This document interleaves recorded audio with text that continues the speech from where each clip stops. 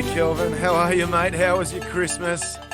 Very good, Dave. Merry Christmas. My Christmas was great. Like, obviously, I mean, similar to you, I have been carb loading for 2025.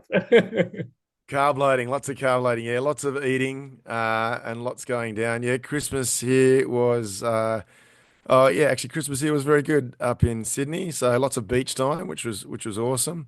But mate, so good to come back together for our second episode of the Cowbell. And mate, I think you'll agree the feedback from our let's just say rustic start as the Raw. cowbell has been overwhelming, and Yep. so if that was our pilot uh, podcast, well, I think we're back for some more. So great to be keeping the momentum going, and what have we got in store for this week's episode? Yeah, so Dave, we actually have an honor to invite one of our guests. His name Mick Marshall. So I met him probably about a couple of weeks ago at GPT 100. I think when you hear his story, it's going to be really, really inspiring. Not only he's an endurance athlete, but he's also adaptive athlete as well. So yeah, I can't wait to hear his story and how he can actually inspire other people. Certainly he's a extraordinary everyday runner. So yeah, we can't wait to invite him to this podcast. Awesome. Let's get into Mick's story. All right, Dave, Mick, thank you. Hey, Thank how you are for you, Calvin? joining us, Mick. G'day, And Dave, guys. yeah, this is a second episode of the Cowbell. It certainly have been ringing. Like a lot of people have been messaging me, telling us that they really like the first episode, and we are very, very grateful to have Mick today joining us as our second guest. I cannot think of anyone more, I guess, more suitable than himself, being extraordinary everyday runner. So I met Mick probably a few weeks ago at GPT 100. And before GPT, I think Mick sent me a message and sort of like introduced himself. And I had a phone call with him and found that like we're very like mind. And his story immediately really inspiring to me. And I was very fortunate that like I get to meet him at GPT and also see him competing the GPT 100. So yeah, thank you, Mick. Would love to hear more about your story today. Yeah, that's no worries at all, Calvin. Very much appreciated on being on the podcast. It's a great idea and a great concept, and yeah, I'm a bit humbled with what's gone on this year. So um, yeah, no, very thankful. Mick, you deserve it. And look, I must admit, I also met you for the first time down there at GPT in the Grampians. And let's just take a little moment to actually think about the Grampians for a quick second, as that Mm. incredible part of the world is suffering at the moment under Yeah, extreme conditions and being ravaged by bushfires. And so our hearts 100% go out to all the people of Garrywood and that region, as they are definitely having an extraordinary Christmas, that's for sure. But Mick, we met you down there at GPT, and mate, we couldn't get rid of you. You were hanging around every night as your team of adaptive athletes were taking on, I guess, the relay there at GPT. And you're an inspiration. You're a story that has to be told and shouted from the rooftops. And so, like Kelvin, I couldn't think of a better, more extraordinary person like your good self to be here on our second episode of the Cowbell. So, Mick, we're going to start off, and this is pretty epic. But please, mate, take us back and tell us a little bit about your background and your story. yeah, no worries. Thanks, Dave. Thanks for the intro. But um, I used to get very choked up about telling the story, but the more I tell it, I think the easier it gets. In a way, space to tell it without the the traumas going on. But I prior to my accident, which was in April 2022, I actually fell from the top of a wind turbine. I was a service technician, and I was climbing up the top ladder space to go into the little spaceship bit at the top, I guess is the easiest way to explain it. And I slipped and fell off a ladder, and my legs got caught in the ladder and had caught and caused a whole heap of complications. And you can paint that picture yourself. But the actual, the fall itself, actually, the ladder, my legs getting caught in the ladder probably saved my ass, to be honest. But it really compromised me in my life. I've had 8 major surgeries since, 2 total foot reconstructions, which means that they've snapped the heel, pulled them back in line, snapped left leg. I've got a fair stack of hardware in these legs as well. And over that journey of, I guess, rehabilitation, not even rehab, I'll call it recovery. I've learned how to walk again 3 times in a period of, 3 years. And the surgeries have been very intense and extreme. And with all those surgeries that I've had, my body became so compromised because I'm a guy that has a go. I won't just stay in bed. I need to keep going. I need to keep, trying to get going again and keep moving, because that's the way I've always lived my life. And if I just wind back now, probably to prior to the accident, I wasn't a bad endurance athlete runner. I wasn't a bad ultra runner. I enjoyed the desert running more than anything. I had a crack at a world record. I had a course record actually in 2017. I was 150 k's of the Big Red Run, or the Little Red Run they called it, and that was my introduction to ultra running, was that event, and it blew my mind. I ran with a guy called Kay Bretts. Probably most of you would know who Kay is, I'd imagine. And he actually broke the course record for 250k. So myself and Kay, I couldn't believe how well I went, because before that, I only ran a marathon. I was coached by Dave and Patch Fraser here in Ballarat. They were terrific, and they said, "We reckon you've got something, mate." And it just, after the Big Red Run, it went from there. And my entry into this endurance, I used to bloody hate running. So, it flipped pretty quickly. It's funny how a bit of self-confidence and just being with your pack and your tribe and the community, it just had it all for me. And it was a space that set me free. The further I went, the happier I felt, because I felt freedom. I love being in nature. It's just, that's how I grew up, in the bush. And so that was just it for me. And when I had this accident, I fell into a deep pool. Forget about the physical injuries, the mental space there. I had conditions that I'd never heard of before. Like you hear of PTSD and all these, but I had conditions called loss of identity disorder and adjustment syndrome and all these types of things. And they were all very true, because I didn't know who I was, and I just couldn't get my ass out of bed, and it was very, very difficult. It wasn't so much the process of healing, and then I turned to holistic healing, which I knew prior to my running. I'd done a lot. I knew my body very well, as you do when you try and do very difficult things. You have to sort of figure out the best ways to do these types of things. And I knew breath work, and I knew cold plunge and sauna and hot cold and all these different things, and exercise and yoga and all this sort of collective to get moving again. That was the hard part, was actually getting the motivation to move, to get going again. It was bloody hard work, and to get going again.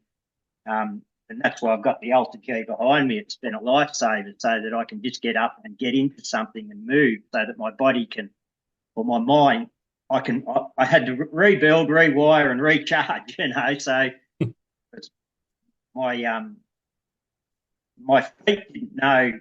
My brain were not connecting to my feet because they were so different. So they were actually rejecting them. So to rewire that took a tremendous amount of work, and it's not over yet. I've got these things called AFOs that I run with, and they're great, but they cause a hell of a lot of damage to my legs, in welts and blisters and cuts and abrasions. And it's been about a 12-month journey with them. But as we get better, and the crutches as well, bloody, you guys seen me doing that at the Grampians, that it's bloody hard to use, and to get used to and to track. But once I had the opportunity to get going in the space again, I suppose, and that started at the inaugural Ballarat Marathon Festival. Yeah, you were saying there. I was reading some stuff that you sent through, and you were saying that you thought it might have been your last race, but instead it was the complete opposite.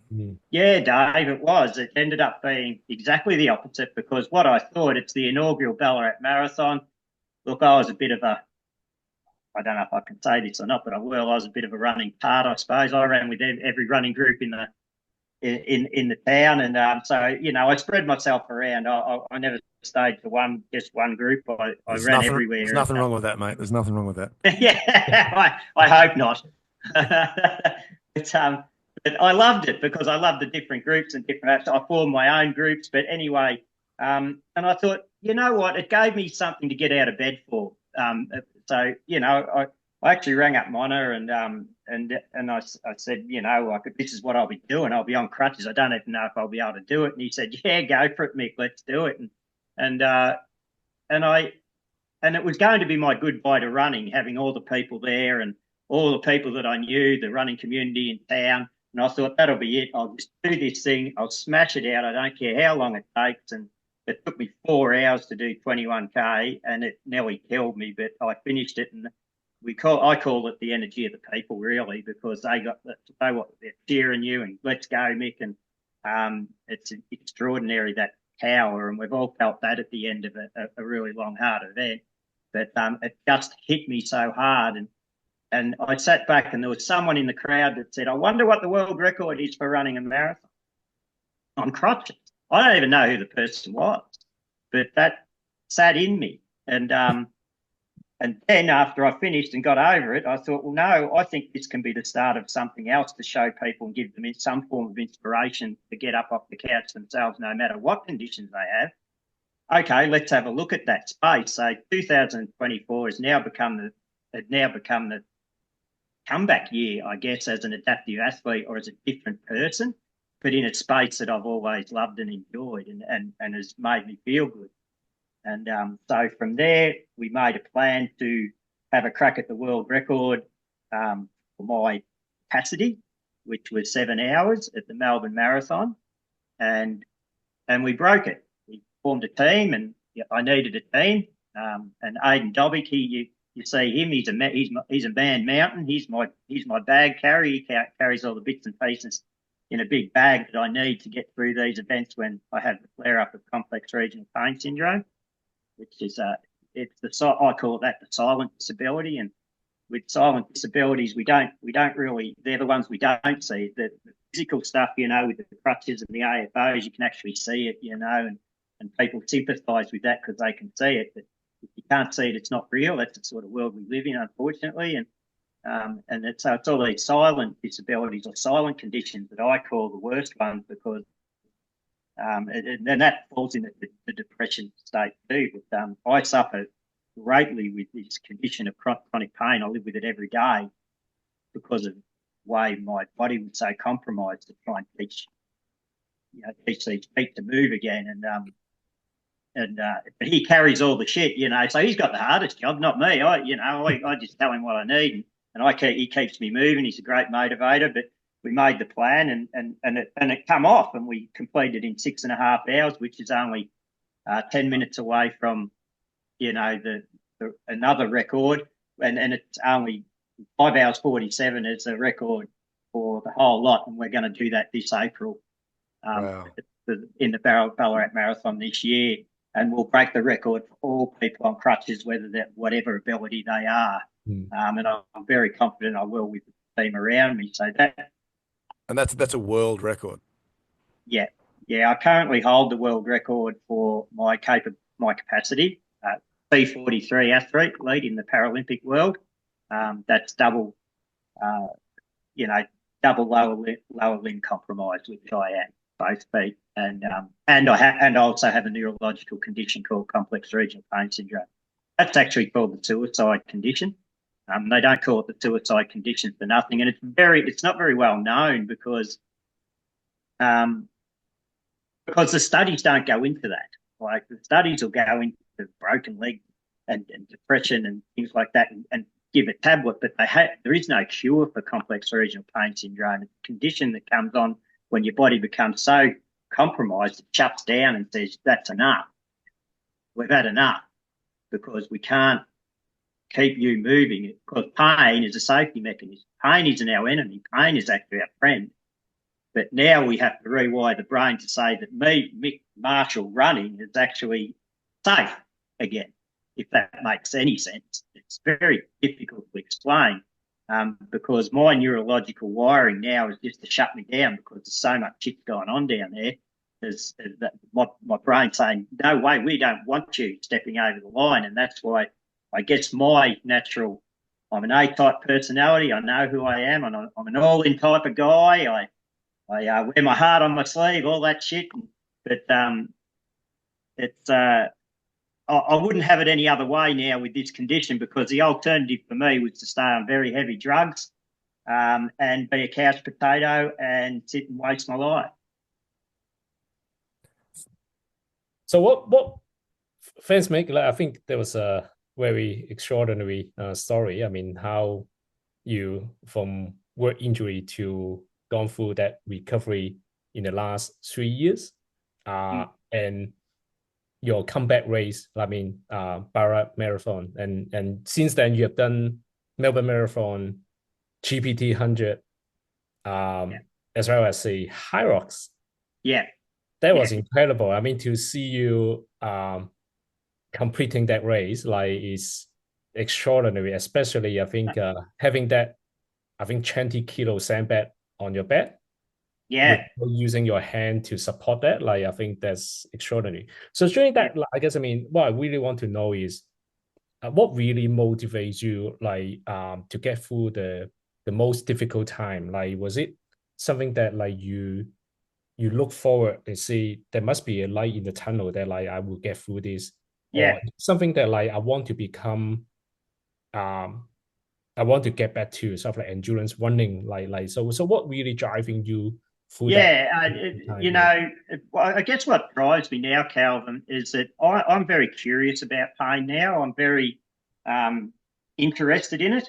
I used to, you know, most of the time, like, pain comes at all different stuff, and pain is pain. It doesn't matter if it's a thought pain or if it's physical pain.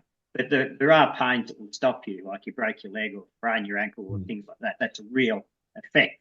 But most of the time, pain is just a feeling or a thought.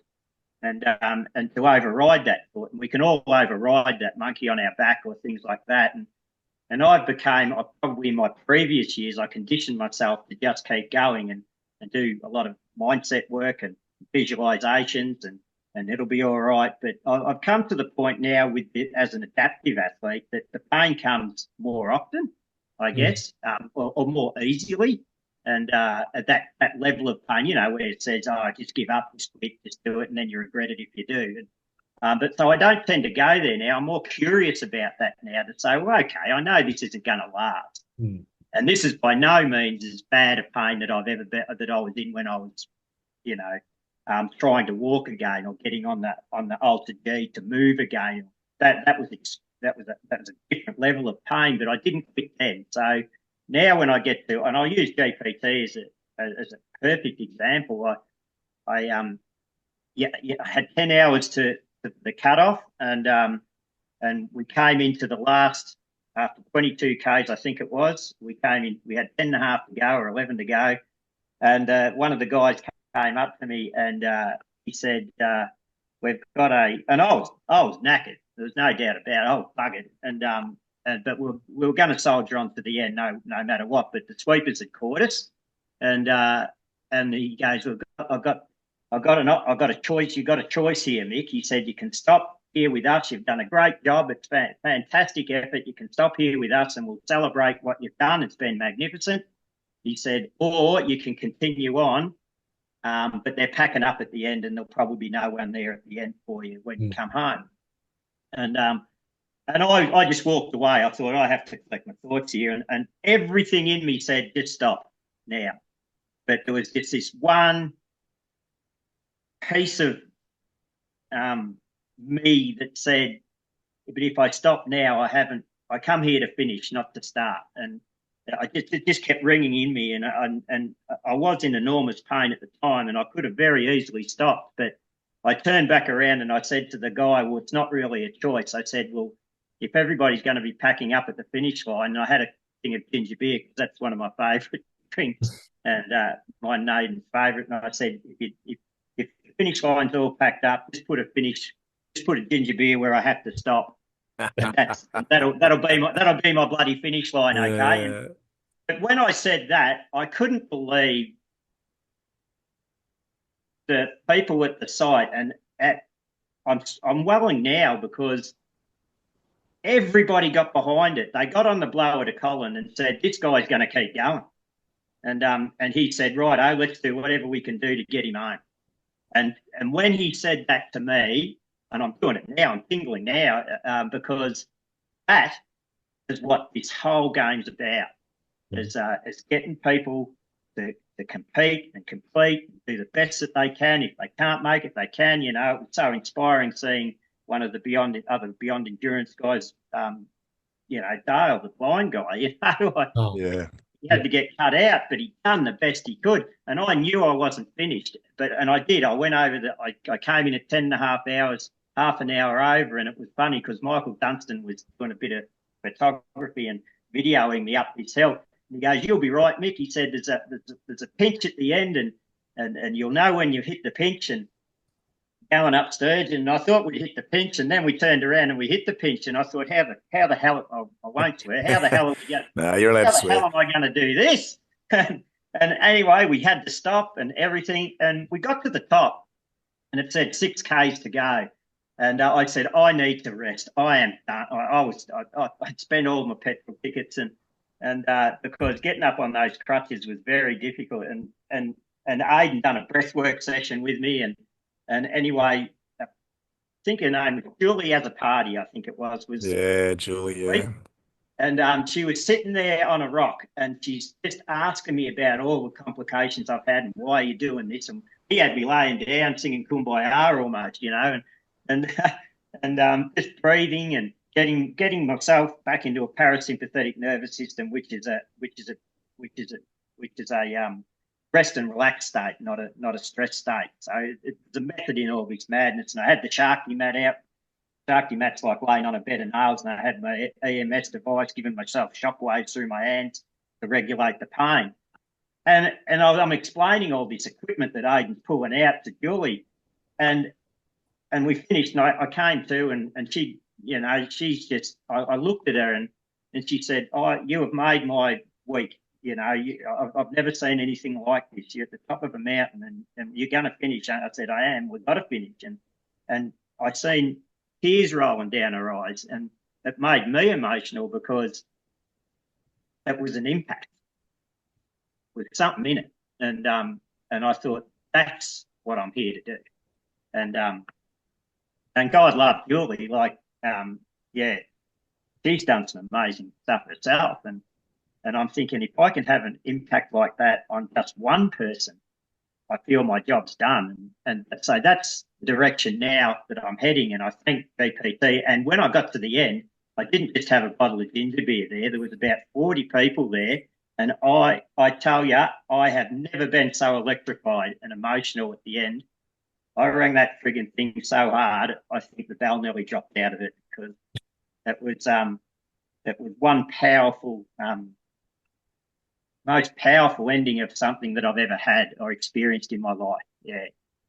And I was truly gutted not to be there. I had to race back to Halls Gap to get proceedings underway back in Halls Gap. And I'll be honest, Mick, I don't mind saying this, but when we heard you'd just come into that last checkpoint there was a bit of a brains trust that had got together, and there was some hard conversations going on because, I mean, in races, there's cut-off times for a reason. And then when the decision was made, or when there was discussion around you were going to continue no matter what, and as long as, you know, but what unfolded, and I was a bit sad, as I said, not to be there for it. But at first, I was probably one of the ones being a little bit stickler for the rule, only knowing that what we'd already been through in the whole event, and I was just Oh, absolutely. and we don't need to go into that necessarily right here right now. But obviously, through the whole event, it was we It was were a all torturous event. Yeah. we were all tested. But at that point on a Sunday afternoon, I was one of the ones that was probably being a bit of a stickler, and I know who you will. I won't name him, but I know who you're talking about, who was at that checkpoint, who gave you the choice, because he came to me and I said, mate, we shouldn't have given him a choice, and he goes, no, Yeah, that's right. Thank you, no, Mick. and he goes, we had to, and anyway, and I had to eat my hat a little bit, and there's no, I don't mind saying that, but hearing you just describe that right now makes me, eat humble pie even a bit more. But I knew that, and what I heard and what I was hearing was unfolding back at Dunkeld when I was making my way back to Halls Gap was something truly special, and many people since then, I know, can't stop talking about that moment. So you've got Aiden there, and he's your bag carrier. He doesn't sound like he's just your bag carrier. He's carrying the whole kit and caboodle. He's got the kitchen sink in there as well with Yeah, the mat and everything else like that. yeah, But tell us a little bit about other people in your life that have helped you get through this time. yeah, People around you, whether it be in the running community or your own family. yeah, yeah. Look, I appreciate the question, Dave, because they're the unsung heroes that see you. Like, it's all good to see me go and do an event like that, or the Melbourne Marathon, and people see the result, or the bling, or the capacity or whatever. But what they don't see is the hard work it actually takes, and it's so much more hard work when you have conditions or compromise. Like, I've had to turn my whole house around to be able to, I've got sauna and all this shit, to be able to do what I do. And for my partner Linda, she's a nurse. She was going through COVID. COVID was a bloody shocking time for everybody, but particularly those health carers.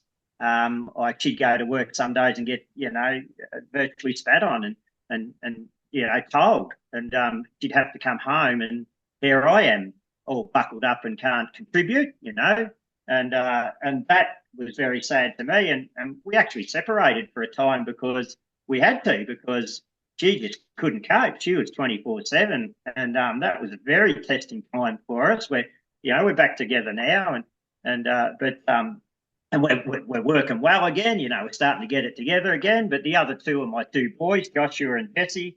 To see their father in a state where prior, look, I was this full of energy. I'd be ripping around the world. I'm doing the thing. I'm a good dad. I'm a provider. We had all the pieces going, and to have it totally flip 360 for them, not so, and that has an impact on me as well, because you don't feel, and I get it, because you don't feel worthy anymore. Your life's completely changed. You're at the back of the bus, and then surgery too. You're at the back of the bus and surgery. Learn how to walk 3 times. That's just not a thing that's flippant and you roll off your tongue. Like, I had to bloody learn how to walk 3 times, and I didn't have to, but I had to for my people. So, and my parents as well. They're elderly, and they hated seeing me do it. So I remember when I did the Melbourne Marathon, Dad has never really come to many of my events or races. I mean, he's in his mid-late 70s. They were brought up pretty hard. And but I remember seeing him, and everyone goes, there's your dad, and there's a video shot of Dad, and Dad was crying. I mean, that's how impactful this is, because it's bloody hard, and I couldn't tell you, Dave, how many times I wanted to check out. And I mean that and I hate to say that, because I personally had impact of, suicide, I'll call it out. And, but I get it. But it was just something into me that I had to have something to hang on to, or put my hat on it, that I'm going to be okay. And that something was me. Mm. It had to be me. Because all the help and things that are great, they're all great tools. it's got to be you that makes the decision and to be able to ride through it. And I think that's called life. I really do, and I get really mucked up with it, and trying to get it out sometimes. So I should stop soon because it's my experience. It's not everybody's experience, but for me, I need to keep pushing on. I need to keep pushing the boundaries. That's where my space is, and it hurts, but I'd rather have choose your hurt, isn't it, or choose your pain. I'd rather have that pain than the alternative pain. And so for my and thank you for the question, because that's a hard question to answer. But my family has been put through the ringer, and my friends. Some stayed and some haven't. Some come and go, and it's a very different life, Dave. But I have to accept that this is who I am now. I'm never going to run a 3-hour marathon again. I'm never going to be able to go out and do a lot of the things that I used to do, but I can still do. Mm. And that's how I have to see it. Yeah, and mate, I mean, you've just called it out as it's your thing, it's your own experience, but it is a shared experience. And it's a little bit what we touched on with Brendan last week, because if we don't share it, like you're doing now, mate, like Shit outs. how powerful it is. But if you don't share it, you can't work through it. And I know for Kelvin and myself, probably if you can't talk about it, well, what can you do? And so yeah, that's right. And I think that's why I partly asked the question, Mick, because you need to have those people around you. Hard to answer. You do. You need your team, and not only my friends and family. I built this team because that's what I'm good at doing. I'm good at building teams. I've actually figured that out over this process. That's what I'm good at doing. And I was good at.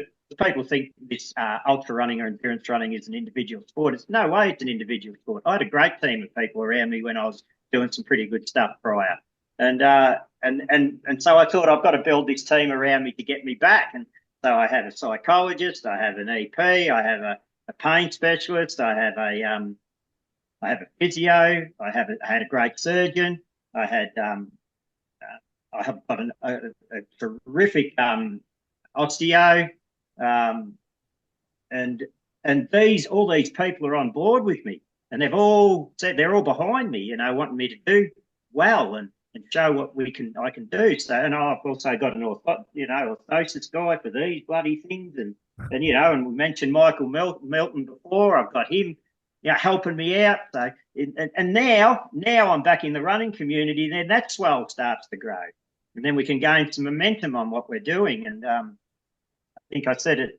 We said it before we got on air. That it's left me now, but it'll come back. Well, I don't know about you, Kelvin, but that leads really well into then. With all of this, then, mate, you've got this movement around you now. What's next? Where are we heading with this? What are you passionate about?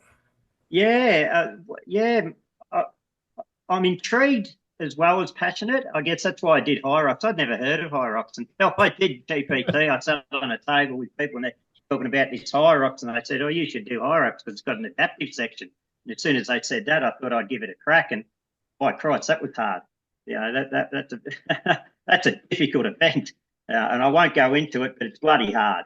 And I actually finished it, and I came second in the adaptive section, and I was very proud of that. And I thought, well, there we go. And all I want to do is create space. And so in my comeback season, I've had 4 very big events that I've done that has actually consolidated where my purpose is now, I guess, going forward.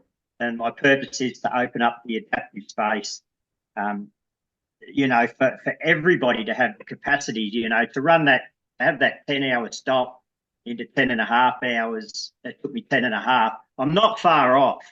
We're not far off. But still, you don't expect places like UTMB, which have an adaptive space, which I hope to do in September. I hope to do the ACC in September if I can get in. That's a goal. That would be awesome because I've always wanted to go over there and do it, and to do it as an adaptive athlete or an abled athlete. Who cares? just to go and experience it and do it would be fantastic. But there's certain criteria to that, and at the moment, the none of the events will give much, especially those bigger events, and you'd understand this. They don't give much. If sweeps catch you, you're out. That's it. So I've got to be able to complete that in 14 and a half hours. So I've really got to shave about an hour off the time that I did, that 33K in GPT and run another 15 or 18K. So I think that's very doable because I have the goal. It's like, if you got nothing to aim for, you never hit anything, do you? But so I've got a target, and we'll have a crack at it. But in the meantime, there's some qualifying events to get in there. In February, I'm going to have a crack at the 50K at Hut to Hut. I know that's a toughie. Wow. Yes. We'll see how we go. I think that's got more elevation than anything. So it'll probably be another bloody world record. I don't even know. The most vert on crutches is world records for everything nowadays. But that's not the point. The point is to actually inspire people to get up.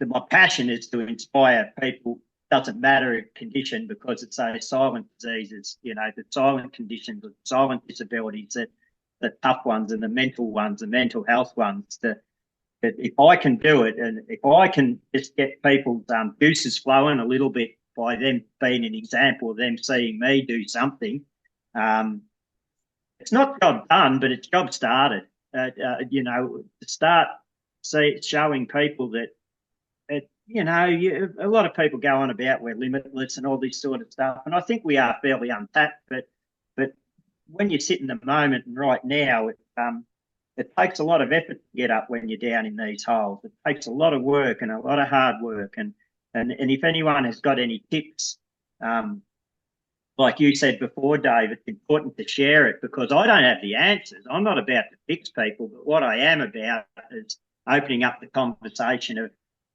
how did you do that? How did we overcome it? And now I'm curious about pain. I'm not saying I go to bed and sleep like a baby every night. I certainly do not. But what I do now is I have goals, and I have some intent, and I have a purpose again.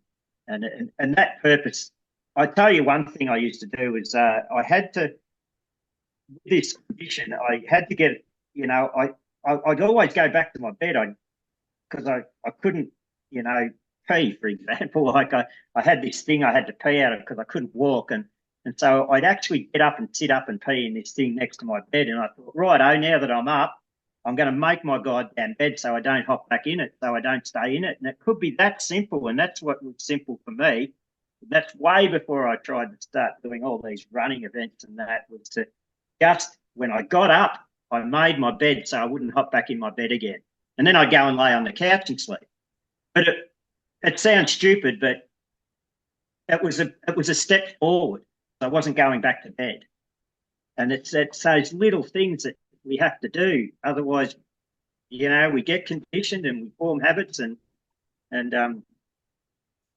we can go down rabbit holes. But again, like we've already talked about, it's having that team around you. I had plenty of support and team that I thought I didn't have. You think you're on your own, but you never are.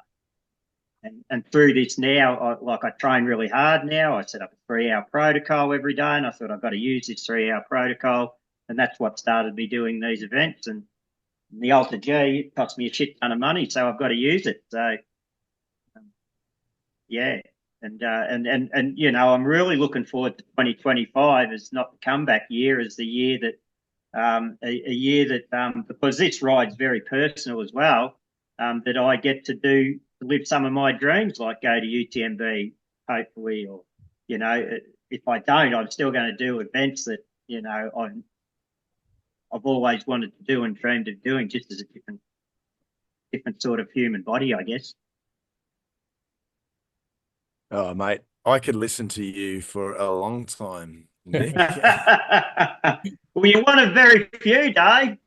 That's all right. That's all right. You've got it's so hard to encapsulate a lot of the energy that's there in one of these podcasts, but Yeah.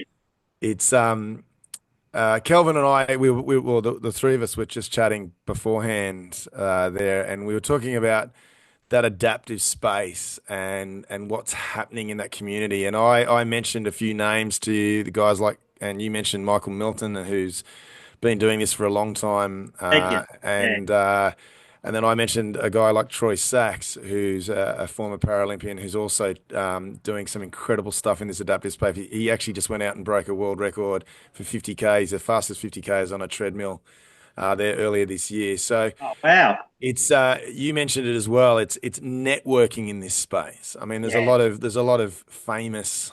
That's probably not the right word, but there's a lot of well-known adaptive athletes out there. yeah, there is. Uh, but then there's people like yourself who we're learning about, right? We're learning about right now. Yeah, that's right. Yeah. And so I'd love to be able to connect you with some of those people that I know in that space, because there's collectively, I reckon that you lot have, and I only say that, I say that flippantly, but I mean it quite genuinely, but a common voice, I think, will get heard. So Yeah, I think you're, yeah, right. Yeah, that's spot on. Yeah. what are you aiming towards in that adaptive space? Because obviously not every event, particularly in ultra running, caters for that. No, they don't. There's one thing that's going on, and I'm very lucky when I talk about teams. And I'll just touch on this one too. One of the biggest reasons I got back into running again was I'm wearing their shirt, Ultra, and this is by no means an advert for Ultra runners, but what they did do was they were with me prior to when I was not bad at it. I was in their red team, and they're great bunch of blokes and women, and the community was what fitted me. It was a great community to be involved in. And then I had the accident, and I rang them up because there was applications to get back in the red team again, and I rang Fiona Tarrant up. They run the show here in Australia, and I said to Fiona, I said, I'm going to put in, I think, because I need something. I need something to get me out of bed. And I said, I don't expect to be on the team or anything, but this is what's happened to me. And they accepted me into the red team. Now, I wasn't going to be winning any medals for them. I wasn't going to be podium. I wasn't even going to be putting much on social media or anything. But them to say, Mick, we're with you, and it could have been anybody, but it was these guys. That was another thing that got me going again, Dave. That was another thing that gave me a purpose. I thought, well, these guys think I can do it, and they backed me to the hilt, and they sent me some runners in the mail, and I'm thinking, oh, I can't even use them. But it was great. But it was great because I was part of a community, and that's that community spirit and that community edge. And this ultra running community or trail running community or endurance community, I'll include the Hyrox type element into that as well. It's incredibly humble, and it's incredibly there is no real big egos in there, because if you've got a big ego, you get dropped off pretty quick off the back of the bus, because you just can't do it.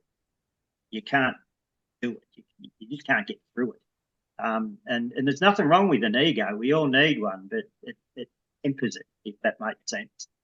And they're just the most fantastic bunch of people I've ever met. So moving forward for me, there is a documentary coming out that is being done about my journey and my comeback. It'll be out early next year sometime. It includes the 4 events that I done in my comeback time and world records and all that. But what it is really hitting home on is you've got to fight the fight. You've got to fight your fight. You've got to dig the heels in, and you've got to say, no, I've got to find a way to move forward, because it's cyclic. It doesn't last. It never does. It never does. It hasn't yet with me. I'm not always happy, but you're never sad all the time, because we're meant to be. We're meant to be challenged. We're meant to be. It's how our systems work, and for us to say it's okay. it's actually okay to feel shit. Yep. It's not unusual. Where it's actually okay, to feel lonely. It's okay to feel sad. But tomorrow you might feel happy, or go and do something that's going to help that cause. It's going to get the endorphins going, or I'm not a big science dude, but for me, it's always been running in some format, and I call running. It's all running, now it's all running for me. I don't care because I used to coach running, and I'd say to people, put your hand up. Who here thinks they can't run, and they'd all put their bloody hand up. And I'd say, well, come with me. And then we'd jog down to the corner, and I'd say, now who thinks they can't run? And they'd all still put their hand up. It's because they're comparing themselves to other people. They said, I can't run as good as. And I said, well, forget everyone else. Just what about you? You just ran. Don't tell me you didn't run, you just ran. And they all agreed, but then they keep going back and saying, well, I didn't run as good. But again, so it's training. And now me as an adaptive guy, I'm training again. Can I not run? Yeah, I can. I think you can run in a wheelchair. It doesn't matter, But that's where I've got my headspace around. So for me, the sky's the limit moving forward to open this space up in this country so that people can actually have a crack at these events, I guess, guys, in the space if they are whatever they are. And I do have to hand it out to the guys at GPT. They did have the balls to let us do it and complete, but I'm hoping that's the pioneer stage. That's the start. That's the start of something instead of it just fading away. Let's not let it fade away. Let's keep trying to kick it in the ass a bit and keep presenting and see where that can go. And I'm grateful for all the help. If there is a help there, feed me. Feed me, because I just want to see people get moving at the end of the day, whether you're able. But we've all got our stories, and mine's just another one. It's nothing spectacular, but what it is hopefully inspiring enough to get some people cracking. Yeah, that's awesome, Mick. I really like the fact that you sort of trailblazing in this space. And I mean, being at the Hyrox event when, if you remember, the race director, sorry, I forgot her name. She came to talk to you and sort of telling you what was the format for adaptive athlete that's right. And just by hearing her and also another I guess staff from Hyrox, they have no clue how to format that for you guys. So they didn't actually trailblazing, but they are willing to take the plunge and try it. And if you remember, she said that last year they had less than a handful of adaptive athletes. They had two. Yeah, two, yeah. Right. So you put them on podium, guarantee. But this year, I mean, you have 10. Is it 10 or 9? Yeah. So it's like 5 times. Somewhere around that. And they were ecstatic. Yeah. And they had to compromise, because look, we're all different too, aren't we? So as an adaptive athlete, they have to fit you into a space, I guess. And for me, I've got lower limb disability or compromised, whatever you want to call it. But I also have a neurological condition. So there was a bit of confusion. Which one will I go in? Because I actually do have these both of them, but they had to fit me into one because they couldn't share it. So they gave me the lower limb. And that's why, for me, that sandbag thing, that was excruciating on my neurological condition, because the pain that was going through my feet was pretty intense. So that was next to you, But they can't compromise on that one, because I was already an adaptive athlete in the lower limb condition. They said to me afterwards that we're going to get better at that. But see that in 1 year go 5-fold at Hyrox, which is thousands, millions of people do that event. I would love to see an adaptive athlete space for endurance running or ultra running, and my wishes actually come through because PSER have announced that they've got an adaptive section Yep. Yeah. in November. That's good. And that is just, call it the universe speaking or irony, I don't know, because that happened 2 days after. They announced that 2 days after our team done GPT. So I reckon that's just brilliant. So, Absolutely. Well, we may be getting way ahead of ourselves, but if they're talking about getting trail running into the Olympics for what is it, yes, 2020, yeah, 2035 in Queensland, 2032. Yeah, I've got it 2032, written sorry. down. Why don't we have an adaptive trail running section in the Well, Paralympics? that is where they're looking at it actually. As I've looked at that too, and in 2032 they're hoping in the Brisbane Games to introduce trail running, and if they do introduce it, it'll be in the Paralympics as well. So, what a great thing to have. So the adaptive space really opens up, doesn't it?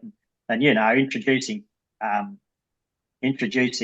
trail running got to be a hell of a lot better than breakdancing, doesn't it? As long as you're out there doing the kangaroo, mate, it doesn't matter. It doesn't matter at all. Absolutely. Well, I tell you what, that's wow. Uh, After what we've listened, your incredible, extraordinary story, Mick. That's almost a good place to start to think about wrapping it up. One question that now is going to become our little tagline here at the Cowbell is, we'd like to hear from you, and I think you've already answered this actually. So maybe you might have to wrap it up, or maybe you've thought of something completely different. But we would like to know, what's your cowbell moment? What's that moment that when you're running in the finish line, or you hear a cowbell out on course, that just rings true for you? Wow. Can I have two? Sure. Yes, sir. Yeah. Look, one of them was definitely when I was saying goodbye to running. I thought it was going to be the last time I ever ran, was the Ballarat Half Marathon. Just coming up that home straight, it's about 500 metres, and the roar of the people, there would have been about 700 or 800 people there, just all encouraging me on. And I call that the energy of people. And I do it now. I'm doing it now. It just makes the hair on my back I've gone back there. Just the power of people when we've all got this drive in us to encourage people and get them home. And so that's number one. And number two, it has to be GPT. The finish there was so unexpected. And again, it's the community. It's not the run itself. It's just people and humans is that being shot and finished. But then, Colin says, let's go, let's get him home then, bugger it. And I mean, I'm sure the pressure was on, like you said, but to come around that turn, I expected a ginger beer. But I got 40 or 50 people there just, again, it was that energy that I felt, and I can't let that go. It's more than running. It's more than anything for people to experience that. And I have never, ever rang a cowbell so bloody hard. And that's called the cowbell thing. I never have. I rang it with passion because I had my teammates around me, and I have never felt that before in my life, that type of feeling. I've won things, and, you do all these things, but that energy of people, it's actually exhausting as well. So they're my definite two moments that I would call that the energy of people. Oh, mate, it has been so good to chat to you. I think, Kelvin, what we're going to have to do here is make sure that we do some follow-up episodes with some of our guests, particularly you, Mick. You've got some big goals for 2025 that I'm going to be keeping a close eye on. Now you got buggered. Now. But we'll get you, and this is Kelvin. We've definitely unleashed a beast here, not just in Mick, but in, I think what we're doing here is hearing extraordinary stories, because it's very hard to. I've already said it, but it's very hard to encapsulate it into 45 minutes of chat over a Zoom call. Great. Kudos to you guys. It's So I'll sign off by saying, Mick, I can't thank you enough. What a way to hear your story here, and thank you. And we'll definitely be catching up with you in 2025. And Kelvin, yeah, I'll let you wrap it up. Yeah, thank you, Mick. Like, I think Cheers, Dave. such a extraordinary story. I think yeah, you definitely will inspire a lot of people out there. Not only the adaptive athlete, but also ordinary people that just basically think differently and take the plunge and try to challenge themselves. Yeah, thank you so much, Mick, and I wish you all the best and good luck. So your next race will be in Archie 50K, was it? Is it? Yeah, in February, the Hut Okay. 50K, yeah, which will Yeah. be very testing. And now, if Dave's watching, I'm stuck to it now, aren't Yeah, I? I've got you. I've got you saved on Yeah, Strava. I've got you you got me saved on bugged. Strava, mate. There's no Yeah, that's escaping right. you. Doesn't happen on Strava. It doesn't happen at That's all. right. But no, look, I really appreciate being asked to come on, and and I'm so thankful and that we can be all listened to and heard, and it doesn't have to be all so bloody serious either. I hate being too serious. I hate being. I'm not a serious guy, and I've had to be for a very long time. So hopefully the gentle side comes out, but yeah, thanks very much, and I hope the Cowbell goes absolutely nuts, and I think it will. It's a great concept, and yeah, I've enjoyed actually being on it, and I reckon we've gone way over our 45 minutes. That's all good, Anyway, mate. It's all good. I'll let Kelvin hit stop. All yeah, right. Thank you, mate. Thank you, Dave. thanks, guys. Appreciate it. Cheers. Wow, Kelvin. Now, for our second episode of the Cowbell, can I say, I thought we started on a winner, and let's just say the trajectory is continuing upwards. Mick's story, how moving, how special, and how extraordinary. So we could have chatted for hours. In fact, folks, we did. We chatted for about another half an hour after we pressed stop. So what an extraordinary human being. What an incredible story. So much passion, so much drive. Kelvin, we've really tapped into some incredible humans that have been through some incredible hardship and been able to overcome them. And the great part about that is running or ultra running or trail running has been a huge part of that. How blessed are we? Yeah, 100%, Dave. I think really inspiring me, I think, from that story is seeing Make have gone through all this journey and difficult time in the last 3 years. I actually can't from the day when he had injury to today. Is actually about 1,361 day. Uh, Wow. yeah, so I think that wasn't definitely wasn't easy. Every day, like I can imagine that like how he actually have gone through those difficult time, and pain and but yet I think he managed to cross the finish line just like the first winner. Like yes, it took a bit longer, but he got there eventually. And when we asked him about the cowbell moment, and when he told us that like cowbell moment is the GPT 100, and also the first race that he thought it would be his last race, it turns out that it just the beginning of his comeback race at Ballarat Marathon.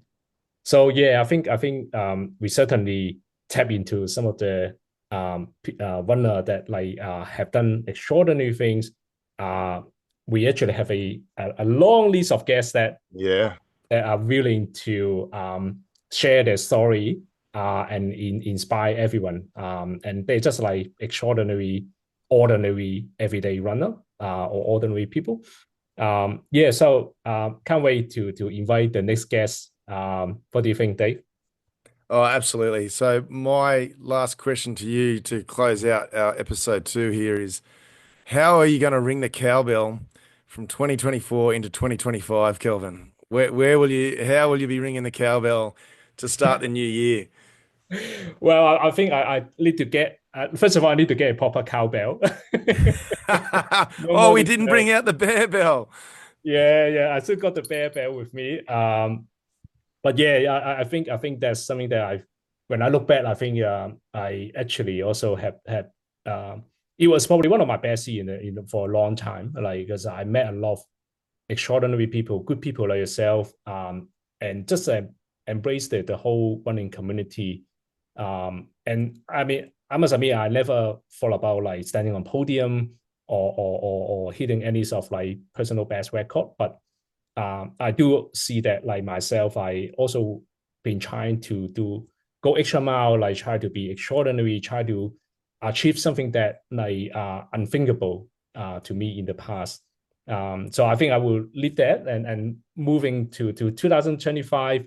The way I see is 2024 is just my part one. I'm just getting started.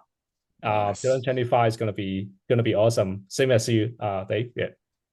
Yeah, nice. Well, I guess look, 2024 from I don't know, breakout year or a big year for me in what I'm undertaking was certainly a huge step, and I'm hoping and I'm working towards 2025 being even bigger. The cowbell is just the beginning of that, That's and the beginning. Yeah. if this little podcast is the beginning of something here, well, that's pretty extraordinary in itself. But I definitely hope to fine tune my craft for 2025 and get better at that. I want to be a better dad to my two beautiful girls.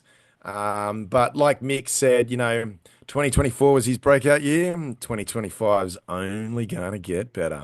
Yes, 100%, Dave. And last thing, I just also want to thank you for all the listener and follower to our podcast.